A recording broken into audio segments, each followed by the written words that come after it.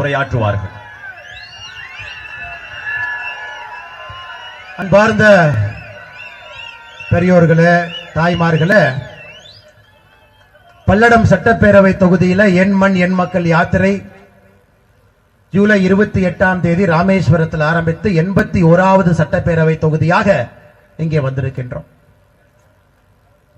ஆரம்பித்த நேரத்திலிருந்து கடைசி வரை மிகுந்த உற்சாகமான வரவேற்பளித்து பல்லடத்தில் இருக்கக்கூடிய அன்பு சொந்தங்கள் நீங்கள் அனைவருமே இந்த யாத்திரையிலே பங்கெடுத்து ஆரம்பத்திலிருந்து கடைசி வரை எங்களோடு வந்திருக்கின்றீர்கள். உங்களுக்கு எல்லாம் இந்த நேரத்தில் பாரதிய ஜனதா கட்சி சார்பாக என்னுடைய சார்பாக உங்களுக்கு என்னுடைய நன்றிகளை தெரிவித்துக் கொள்கின்றேன். நிறைய அரசியல் கூட்டங்கள் என்பது இருக்கை போட்டு இருக்கையிலே மக்களை அமர வைத்து நடக்கும்.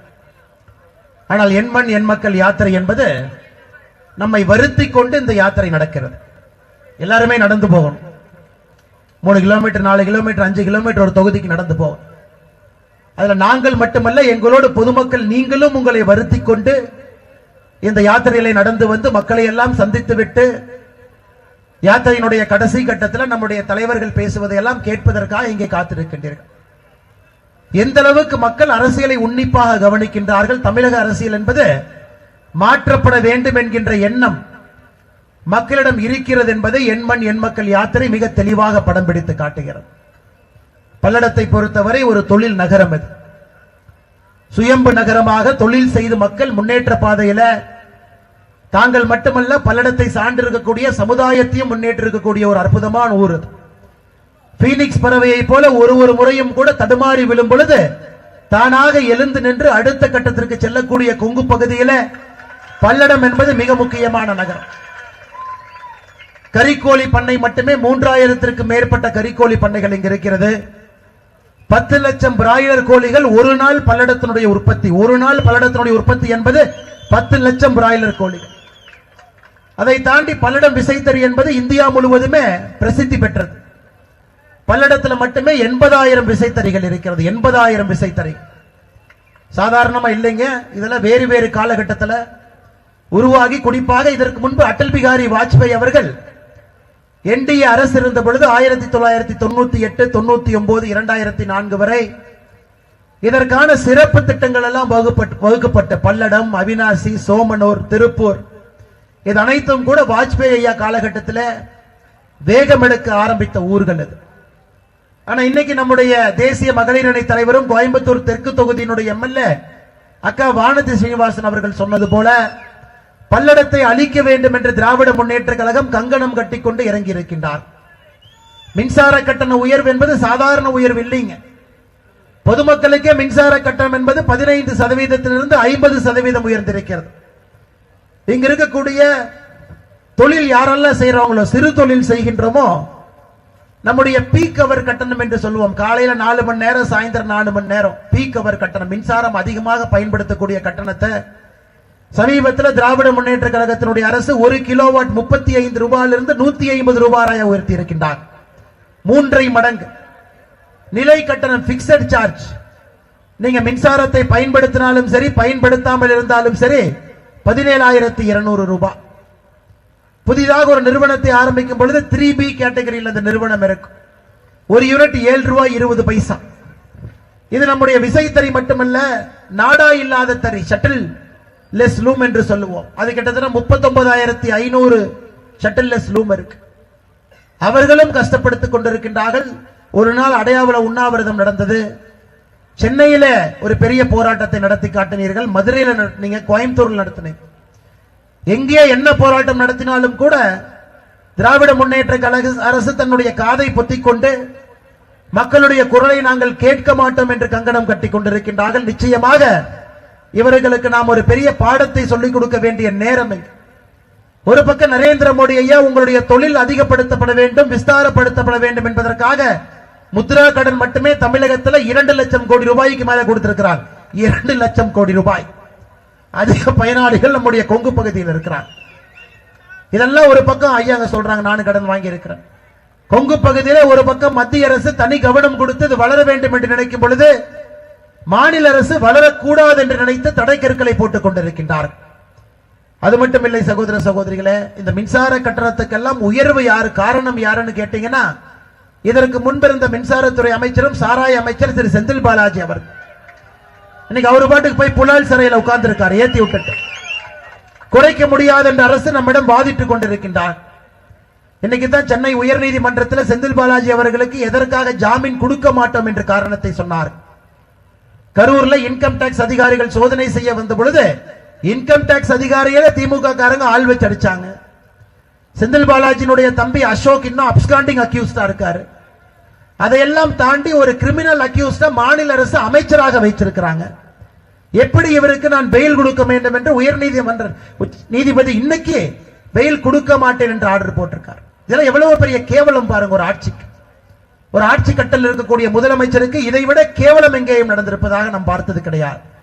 ஒரு கிரிமினலே அமைச்சராக இன்னும் நீடிக்கும் பொழுது வெளியே விட்டால் சாட்சிகளை கலைப்பார், அதனால் எந்த காரணத்திற்கும் கூட பெயில் கொடுக்க மாட்டேன் என்று சொல்லி இருக்கிறார். அந்த அளவுக்கு நம்முடைய மாநிலத்திலே குளறுபடிகள் ஏற்படுத்தி இருக்கிறார். செப்டம்பர் 3ஆம் தேதி பல்லடம் நீங்க யாரும் மறக்க மாட்டீங்க. கள்ளக்கிணறு செப்டம்பர் 3ஆம் தேதி சாயந்தரம் 7 மணிக்கு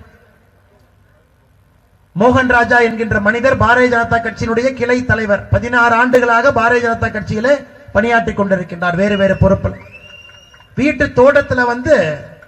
வீட்டு தோட்டத்தில் கோட்டர் வாங்கிட்டு வந்து குடிக்கிறாங்க. வீட்டு தோட்டத்தில் குடிக்காதீங்கிறார். விவசாயம் பண்ற இடத்துல ஏங்க குடிக்கிறீங்கன்னு கேட்கிறார்.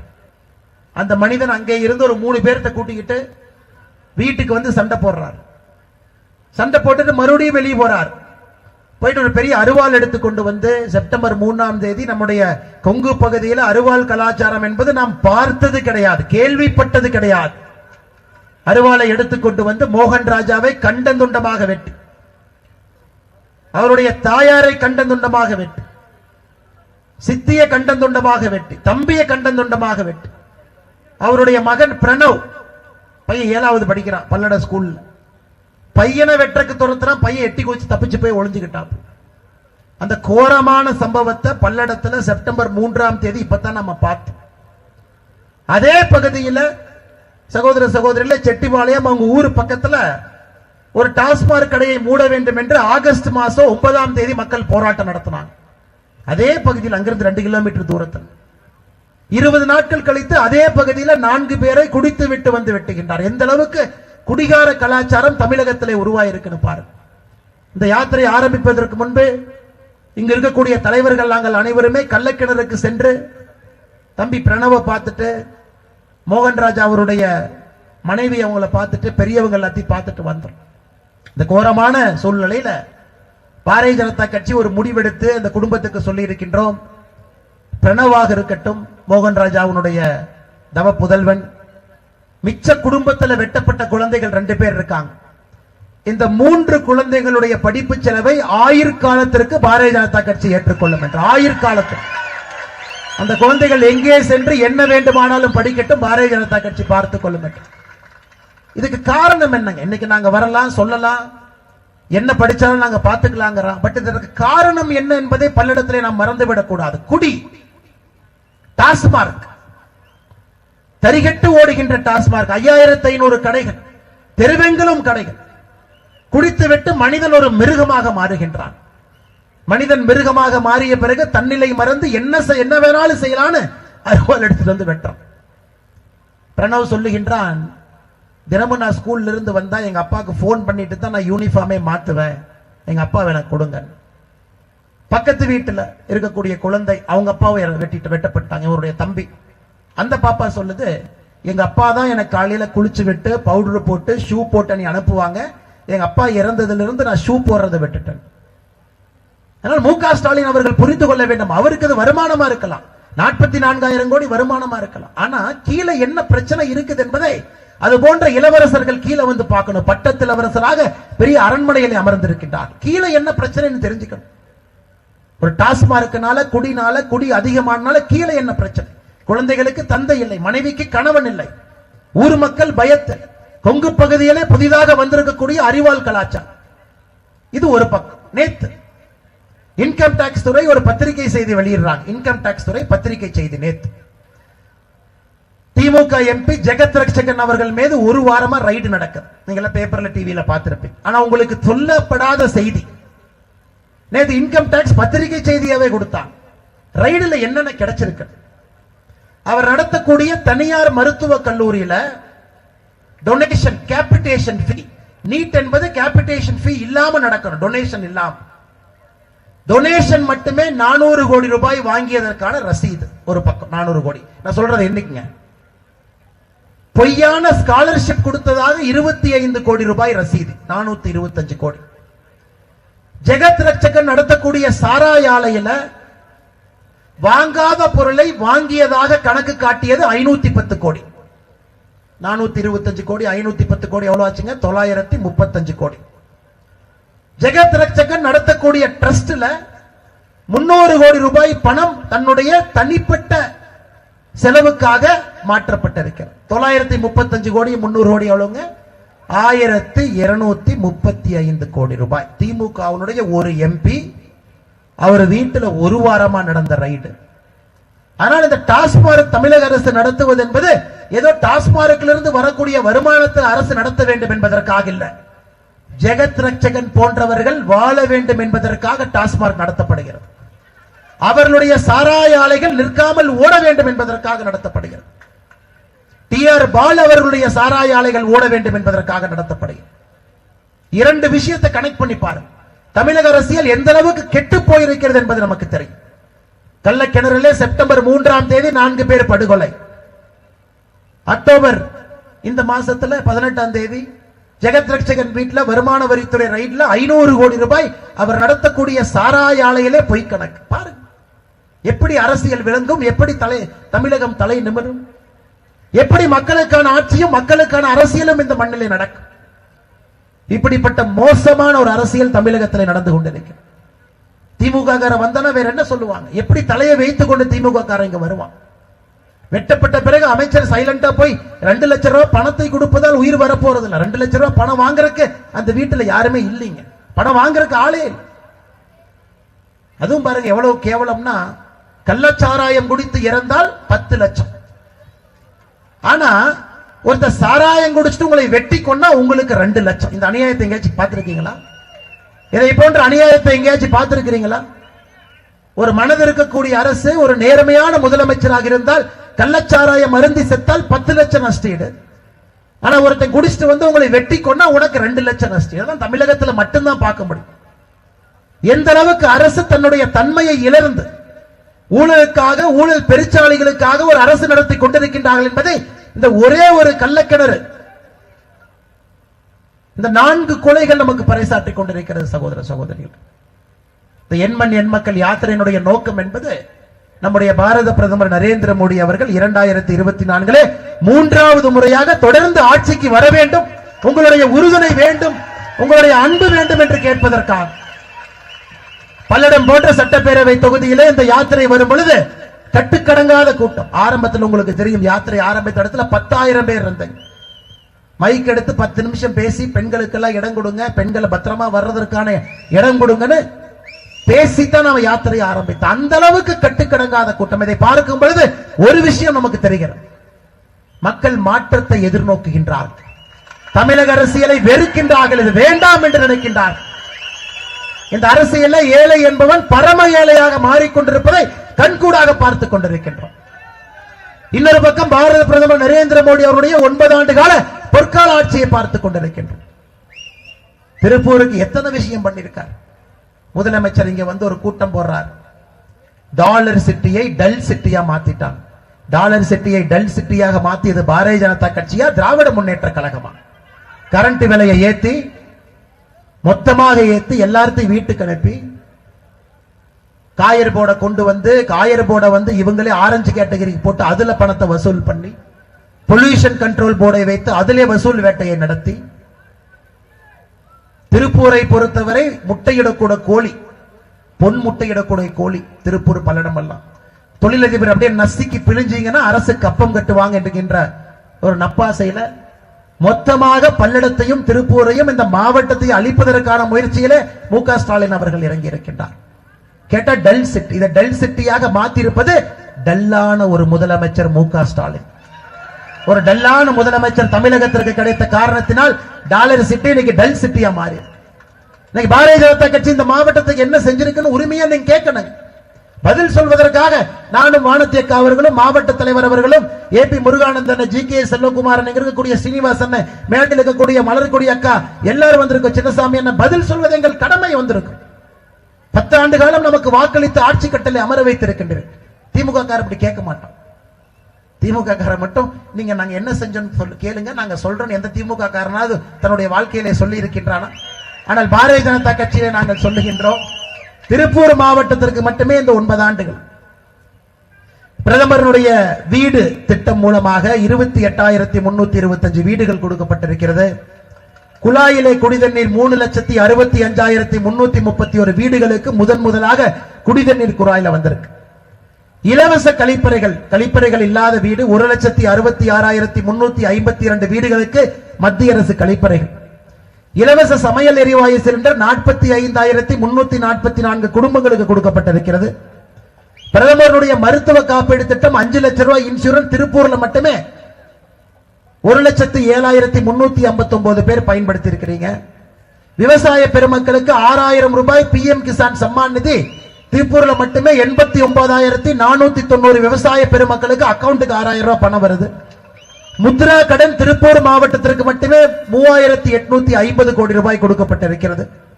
11 மருத்துவக் கல்லூரிகள் உருவாக்கப்பட்ட பொழுது திருப்பூருக்கு ஒரு மருத்துவக் கல்லூரி, ESI மருத்துவமனை 100 பெட்டில் டிசம்பர் மாசம் ஓபன் பண்றாங்க. என்ன சொல்லிக்கிட்டே போலாம். சமீபத்தில் வரும்பொழுது கூட பார்த்தோம், பல்லடத்திலிருந்து வெள்ளவயலுக்கான நேஷனல் ஹைவே அதை நீட்டுவதற்கு 274 கோடி ரூபாய் ரோடாக இருக்கட்டும், சாலையாக இருக்கட்டும், எதாக இருந்தாலும் கூட மோடி ஐயா வாரி வழங்கி கொண்டிருக்கின்றார். திருப்பூர் என்பது இன்னும் அடுத்த கட்டத்திற்கு செல்ல வேண்டும், பல்லடம் செல்ல வேண்டும், இந்த மாவட்டம் செல்ல வேண்டும். திமுக காரங்க நான் கேட்கிறேன், நீங்க கொடுத்த வாக்குறுதியை மட்டுமே நான் படித்து காட்டுகின்றேன். வாக்குறுதி எண் 138, நெசவாளர்களுக்கு தனி கூட்டுறவு வங்கி அமைக்கப்படும். 30 மாசம் ஆச்சு, அமைச்சீங்களா? இல்லை. வாக்குறுதி எண் 139, விசைத்தறி நெசவாளர்கிட்ட இருந்துதான் அரசு பள்ளி சீருடை கொள்முதல் பண்ணணும், பண்ணல. வாக்குறுதி எண் 140, அரசு நூல் கொள்முதல் நிலையம் அமைக்கப்படும், இல்லை. தொடர்ந்து பார்த்துக்கிட்டே இருங்க. திருப்பூருக்கு காற்றாலை மின்சாரத்துல உங்களுக்கு என்று தனியாக சிறப்பு வழித்தடம் அடுக்கப்படும். ஆனா இன்னைக்கு காற்றாலை மின்சாரத்தை ஃபீடிங் சார்ஜ் ஏத்தி விட்டு இருக்கிறீங்க. வாக்குறுதி 227. திருப்பூர்ல ட்ரேட் சென்டர் கட்டுவோம், வாக்குறுதி எண் 304.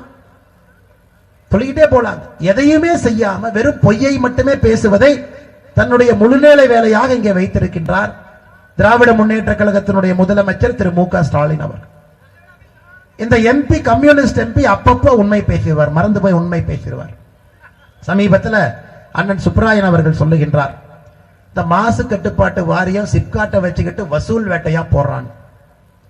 எங்க இங்க இருக்கக்கூடிய கம்யூனிஸ்ட் கட்சி நண்பர்கள் உண்மையாலுமே மக்கள் பிரச்சனையை கையில் எடுக்க வேண்டும் என்று நினைத்தால் இதுக்காக ஒரு போராட்டமாச்சு பண்ணீங்களா?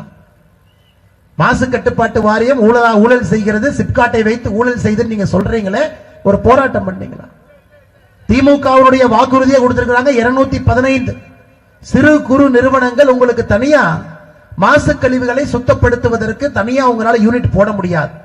அதற்காக CEPT என்கின்ற யூனிட்டை நாங்களே போட்டு கொடுக்கிறோம் சொல்லி 30 மாதம் ஆயிருச்சு, இன்னும் ஒன்னையும் காணும். அதனால் இந்த MP, திருப்பூர் பாராளுமன்றத்தினுடைய வளர்ச்சிக்கு எதிராக இருக்கக்கூடிய MP திரு சுப்ராயன் அண்ணன் அவர்களை நாம் பெற்றிருக்கின்றோம். கோயம்புத்தூர் பாராளுமன்றத்திற்கு பல்லடம் வருகிறது. மாவட்டம் இந்த பக்கம் இருக்கிறது. கலெக்டர் வேலை செய்ய மாட்டார், MP வேலை செய்ய மாட்டார். MP தொகுதி ஒரு பக்கம், மாவட்டம் ஒரு பக்கம். யாரை போய் பார்க்கறது, யாருகிட்ட கேட்கறது?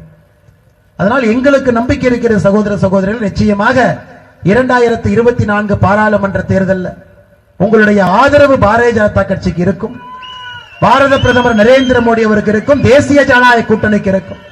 400 MPக்களோடு நம்முடைய நரேந்திர மோடி அவர் வந்து அமரும் பொழுது தமிழகத்திலிருந்து தேசிய ஜனநாயக கூட்டணி 39 MPக்களோடு வந்து அமரும். தொழிற்சாலைகள் வளம் பெற வேண்டும், ஏழை மக்களுக்கான ஆட்சி நடைபெற வேண்டும், அனைத்து திட்டங்களும் ஊழல் இல்லாமல் வீட்டு வாசலுக்கு வந்து சேர வேண்டும்.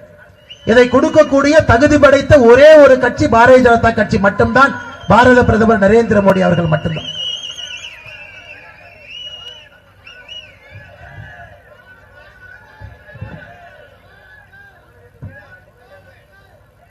நாம் ஏற்கனவே மதுபானத்தை பத்தி பேசலாம். மதுபானத்தை வைத்து எப்படி அரசு வருமானம் ஈட்டுகின்ற என்கின்ற பேரில் பெரிய பெரிய முதலாளிகளுக்காக சாராய ஆலை நடத்துவதற்கு அனுமதி கொடுக்கிறாங்க. அறிஞர் அண்ணா அவர்கள் சொன்னதை ஒரு திமுக காரங்களுக்கு சொல்லிவிட்டு இங்கே இருந்து போகின்றோம். அண்ணா அவர்கள் 1967 தமிழகத்தினுடைய முதலமைச்சராக வந்த பொழுது திமுக அமைச்சர்கள் அண்ணாவை போய் பார்த்து கேட்டாங்க, அறிஞர் அண்ணாவை பார்த்து, ஐயா மதுவிலக்கை நீக்கிட்டு மதுக்கடையெல்லாம் திறந்துடலாமான். அறிஞர் அண்ணா அவர்கள் என்ன சொன்னாருன்னா, மதுவிலிருந்து வரக்கூடிய வருமானம் என்பது ஒரு தொழுநோய் கையில் இருக்கக்கூடிய புழுத்து போன வெண்ணெய்க்கு சமம், எனக்கு அந்த வருமானம் வேண்டாம் என்று அறிஞர் அண்ணா அவர்கள் 1967 சொன்னார். அதன் பிறகு தமிழகத்தினுடைய முதலமைச்சராக வந்த கலைஞர் கருணாநிதி அவர்கள் முதல் கையெழுத்தை போட்டு கடையெல்லாம் திறந்து விட்டுட்டாங்க.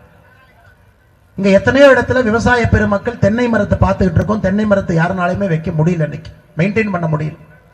அதனால்தான் பாரதிய ஜனதா கட்சி ஒரு கொள்கை முடிவாக தமிழக ஆளுநர் மேதகு திரு RN ரவி அவர்கள்ட்ட ஒரு வெள்ளை அறிக்கை கொடுத்திருக்கின்றோம். கடைகளை மூடிட்டு தென்னை மரம் பனை மரம் கல்லுக்கடையை திறந்து விட்டு அதன் மூலமாக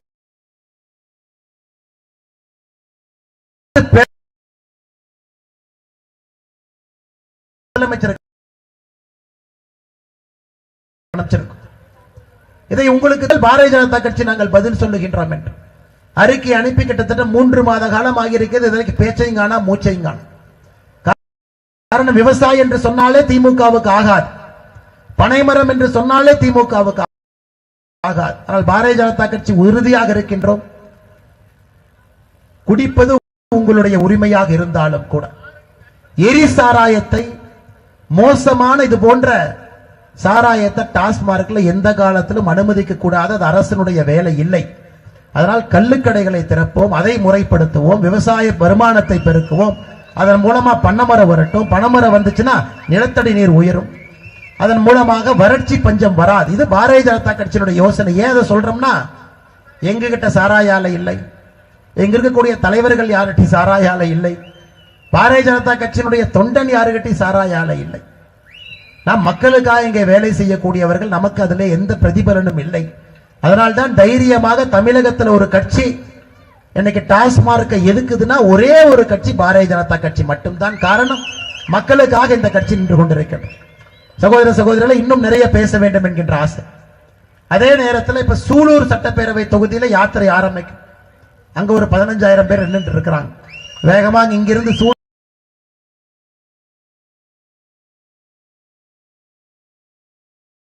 சூலூருக்கு சென்று யாத்திரை ஆரம்பித்து அதை முடித்து அங்கேயும் பேச வேண்டும்.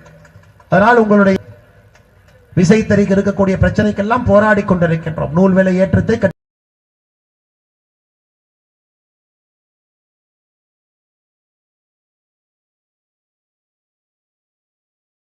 கட்டுப்படுத்துவதற்காக நம்முடைய அரசு முயற்சி எடுத்து கட்டுப்படுத்தி விட்டு வந்திருக்கின்றார்கள். தொடர்ந்து உங்களுக்காக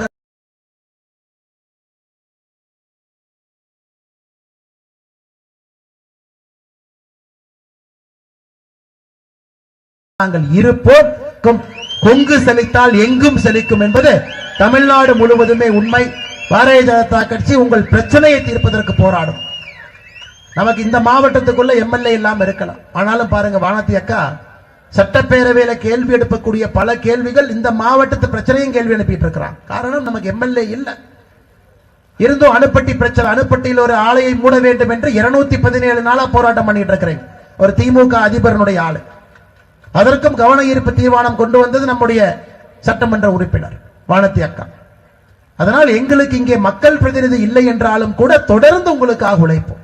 அந்த உழைப்புக்கு நிச்சயமாக நீங்கள் அங்கீகாரம் கொடுப்பீர்கள் என்கின்ற நம்பிக்கை எனக்கு இருக்கு. 2024 பாராளுமன்ற தேர்தலில் பல்லடம் கோவை பாராளுமன்ற தொகுதி, ஆனாலும் பல்லடம் திருப்பூர் மாவட்டத்தில் இருக்கு. அதனால் இந்த 2 பாராளுமன்றமே நம்முடைய பாரதிய ஜனதா கட்சி தேசிய ஜனநாயக கூட்டணியை வெற்றி பெற வைத்து நீங்கள் இங்கிருந்து அனுப்ப வேண்டும் என்று சொல்லி இந்த அற்புதமான யாத்திரை சிறப்பாக நடந்து முடிந்திருக்கிறது. ஆனால் பெரியவர்களுடைய பெயரை சொல்லாம இந்த யாத்திரை நாம் முடிக்க கூடாது. இன்னைக்கு எல்லாம் பாத்தீங்கன்னா திரும்ப திரும்ப திமுக 3 பேரை தூக்கிட்டு வந்து பஸ் ஸ்டாண்டுக்கு அவங்க பேரைய வைப்பாங்க, டீ கடைக்கு அவங்க பேரைய வைப்பாங்க, எல்லா இடத்துக்கும் அவங்க பேரைய வைக்கிறாங்க.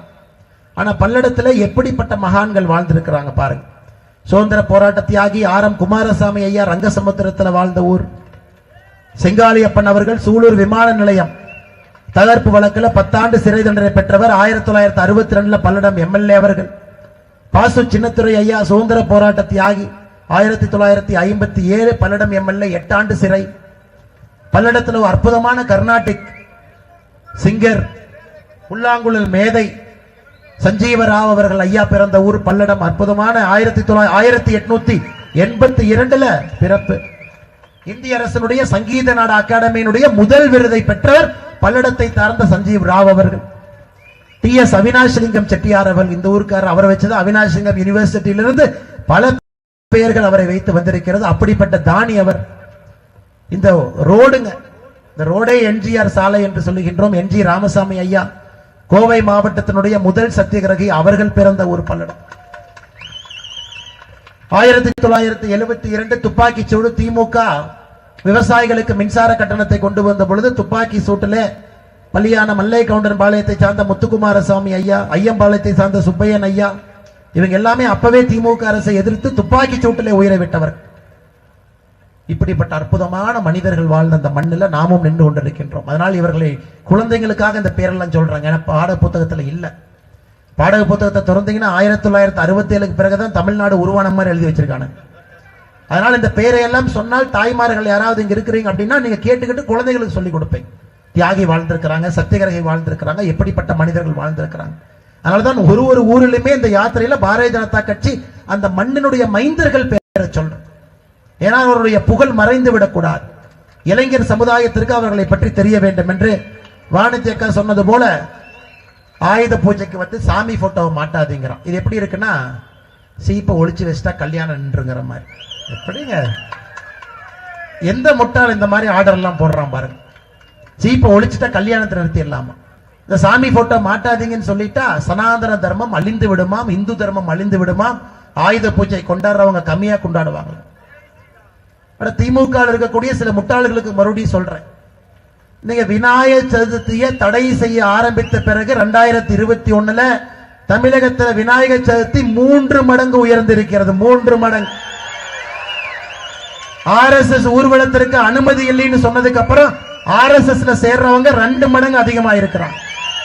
இப்படியே நீங்க பண்ணிக்கிட்டு இருங்க, இப்படியே பண்ணிக்கிட்டு இருங்க. போட்டோ வைக்காத அதை வைக்காதேன்னு சொல்லிக்கிட்டே தெரியுங்க. நீங்க மேடைக்கு மேடைக்கு ஏறி சனாதன தர்மத்தை ஒழிப்பேன்னு சொல்லிக்கிட்டே தெரியுங்க. ஆனா பல்லடத்தில் இருக்கக்கூடிய புகழ்பெற்ற கோயில்களை பாருங்க.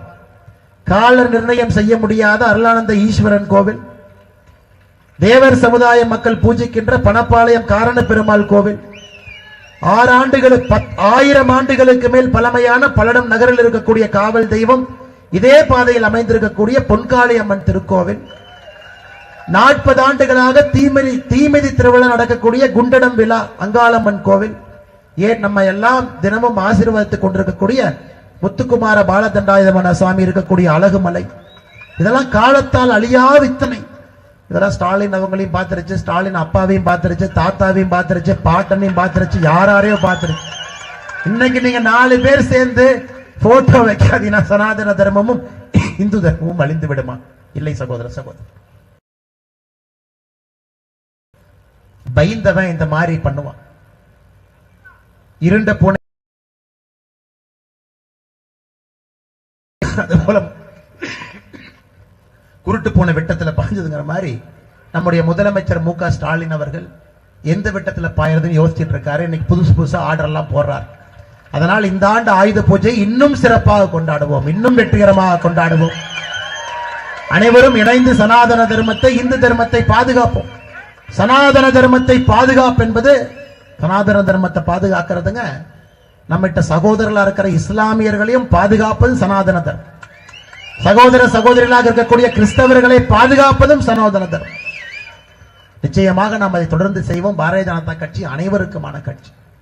ஆனா இவங்க இந்துக்களை வஞ்சிக்கின்றாங்க. அதனால பேசுகின்ற முதல் கட்சியாக பாரதிய ஜனதா கட்சி இருக்கு. அக்கா வானதி அக்கா சொன்னது போல அனைவரும் சமமாக நடத்தக்கூடிய கட்சி. அதனாலதான் அந்த யாத்திரையில பகவத்கீதை பரிசா கொடுக்கறீங்க, குரான் பரிசா கொடுக்கறீங்க, Bible old testament new testament எல்லாம் பரிசா கொடுக்கறீங்க. எல்லாத்தையும் அன்பாக அதே மரியாதையோடு வாங்கி கொண்டு வருகின்றோம். காரணம், அனைத்து மக்களும் சேர்ந்து ஒரு புதிய வளமான தமிழகத்தை கட்டமைக்க வேண்டும்.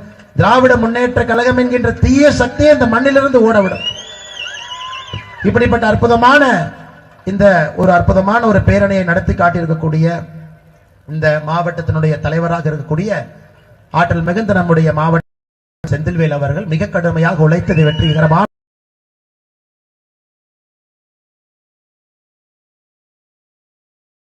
மாற்றுக்காக இருந்து இதை அற்புதமாக திட்டமிட்டு ஒரு வெற்றி யாத்திரையாக ஏபி முருகானந்தம் அவர்களுக்கு என்னுடைய வாழ்த்துக்களை தெரிவித்து தேசிய பொதுக்குழு உறுப்பினராக இருந்து நீண்ட காலமாக இந்த பகுதியினுடைய பொதுச் செயலராக இருந்து கட்சி வளர்வதற்கு அரும்பாடுபட்ட நம்முடைய அருமை அண்ணன் ஜி.கே.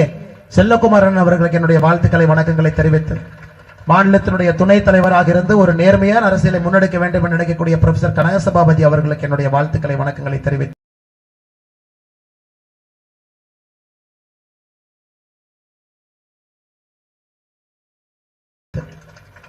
இங்கிருந்தா நாங்க 3 பேர்த்த மட்டும்தான் பாப்பீங்கன்னு நம்முடைய நிர்வாகிகள் அந்த மேடையிலே நாங்கள் நிற்க வைத்திருக்கின்றோம். நிர்வாகிகள் அங்க இருக்கிறாங்க. மூப்பாயனும் சாமிநாதன் ஐயா அங்கே நின்று கொண்டிருக்கின்றார்.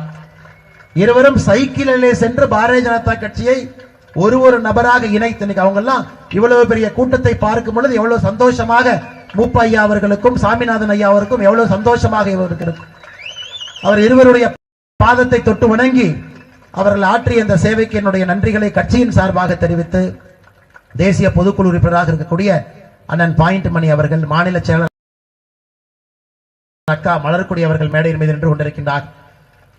மாநிலத்தினுடைய செயற்குழு உறுப்பினர் அண்ணன் சின்னசாமி அவர்கள் நின்று கொண்டிருக்கின்றார்கள்.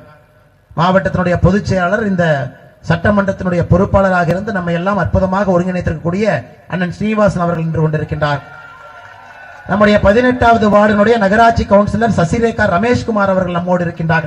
அவருக்கு என்னுடைய வாழ்த்துக்களை வணக்கங்களை தெரிவித்து 14வது வார்டு நகராட்சி கவுன்சிலர் ஈஸ்வரி செல்வராஜ் அக்கா அவர்களுக்கு என்னுடைய வாழ்த்துக்களை வணக்கங்களை தெரிவித்து மாவட்டத்தினுடைய துணைத் தலைவர்கள் சி.பி. சுப்பிரமணியம் அவர்கள், வினோத் வெங்கடேஷ் அவர்கள், ஜோதிமணி அவர்கள், செல்வராஜ் அங்க நின்று இருக்காங்க. அண்ணன் அக்கா எல்லாருக்கும் என்னுடைய நன்றிகள் இந்த வாழ்த்துக்களை வணக்கத்தை தெரிவித்து மாவட்ட செயலாளர்கள் மோகன்குமார் கடின உழைப்பை இந்த நேரத்தில் அங்கீகரித்து உள்ளாட்சி மேம்பாட்டு பிரிவினுடைய மாநில துணைத் தலைவர் துரைக்கண்ணன் அவர்களுக்கு நன்றியை தெரிவித்து நம்முடைய இரும்பு தூண்கள் கட்சி இந்த அளவுக்கு வளர்றதுனாங்க நம்முடைய ஒன்றிய தலைவர் அப்படிப்பட்ட இரும்பு தூண்களாக இருக்கக்கூடிய வடிவேலன் அவர்கள், ரமேஷ்குமார் அவர்கள், ராஜ்குமார் அவர்கள், பூபாலன் அவர்கள், சந்தான கிருஷ்ணன் அவர்கள், சந்திரசேகரன் அவர்கள், சந்தான கிருஷ்ணன் அவர்கள், பன்னீர்செல்வம் அவர்கள், சரவணகுமார் அவர்களுக்கு என்னுடைய வாழ்த்துக்களை வணக்கங்களை தெரிவித்து மாவட்டத்தினுடைய அணிப்பிரிவு தலைவர்கள் நம்முடைய முக்கியமான இந்த சட்டமன்றத்தில் முக்கியமானவர்கள் கட்சி வளர்வதற்கு வேகம் எடுப்பதற்கு முக்கிய காரணக்கர்த்தர்கள்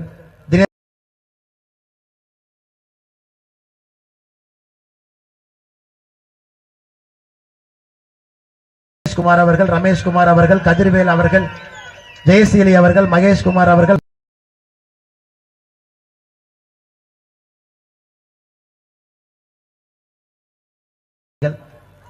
அற்புதமா உங்களுடைய அன்பால் இங்கே நின்று கொண்டிருக்கின்றோம். தொண்டர்கள், கட்சியை சார்ந்தவர்கள், பொதுமக்கள் மேல எல்லாருமே இருக்கிறாங்க. வருகின்ற வழியில வீதியில வீட்டு மேல எல்லா இடத்துலையும் நின்று இருக்காங்க. அவங்க அனைவருக்கும் இந்த நேரத்தில் நன்றிகளை தெரிவித்து அண்ணன் லோகநாதன் அவர்களுடைய பேர் நான் இந்த நேரத்தில் கூறியாக வேண்டும். கடுமையாக உழைக்கக்கூடிய லோகநாதன் அவர்கள், பத்திரிகை நண்பர்கள், மேடையின் மீது இருக்கக்கூடிய எல்லா தலைவர்களுக்கு, அதே போல நம்முடைய தென்னிந்திய பார்வர்டு பிளாக்கினுடைய தலைவராக இங்கே வந்திருக்கக்கூடிய அண்ணன் ஐயப்பன் அவர்களுக்கு கட்சியின் சார்பாக எங்களுடைய நன்றிகளை அண்ணன் ஐயப்பன் அவர்களுக்கு தெரிவித்து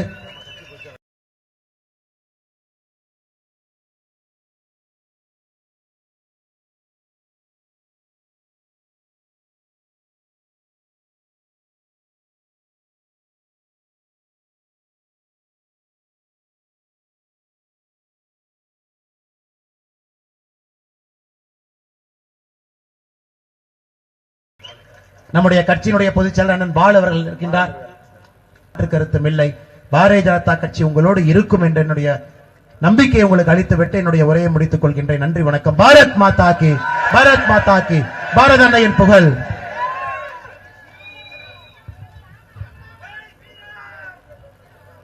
பிரதமர் நம்முடைய பெருமை மிகு நம்முடைய பிரதமர் அவர்களுடைய பல்வேறு நல திட்டங்களில